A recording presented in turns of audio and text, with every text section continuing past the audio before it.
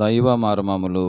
సహోదర భక్సింగ్ గారి అనుభవంలో దేవుడు తనకు బయలుపరిచిన మర్మములను అనుదినము పంచుకొనుట. మార్చి 3. ఈరోజు వాక్య భాగము, నాకు మొరపెట్టుమో నేను నీకు ఉత్తరమిచ్చేదను, నీవు గ్రహింపలేని గొప్ప సంగతులను గూఢమైన సంగతులను నీకు తెలియజేతును. ఇర్మియా గ్రంథము 33వ అధ్యాయము 3వ వచనం.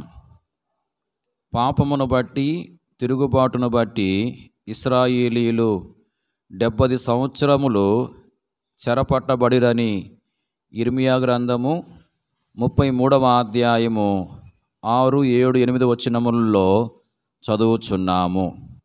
వారు శిక్షార్హులైనప్పటికీ వారి ఎడల తనకున్న ప్రేమను బట్టి 70 సంవత్సరముల తర్వాత చెర నుండి వారికి విముక్తి కలగజేయుదునని దేవుడు వాగ్దానం చేసెను.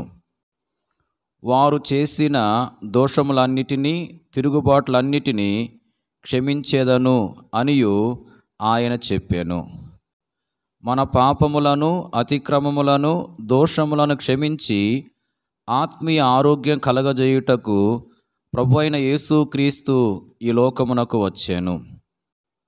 దుఃఖము దౌర్భాగ్యత పాపమును బట్టి కలుగును.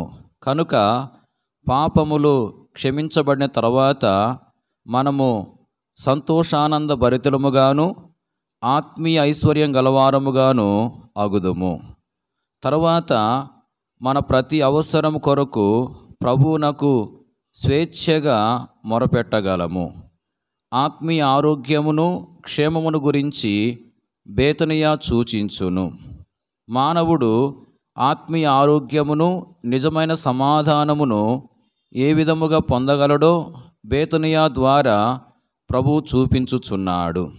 ప్రభువు బేతనియాను అనేక పర్యాయములు దర్శించెను.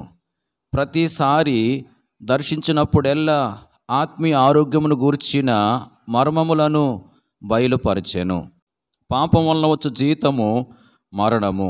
అయితే ప్రభు అయిన యేసుక్రీస్తునందు విశ్వాసముంచి బేతనియాకు నీవు వచ్చిన ఎడల నీకు ఆరోగ్యము కలుగును.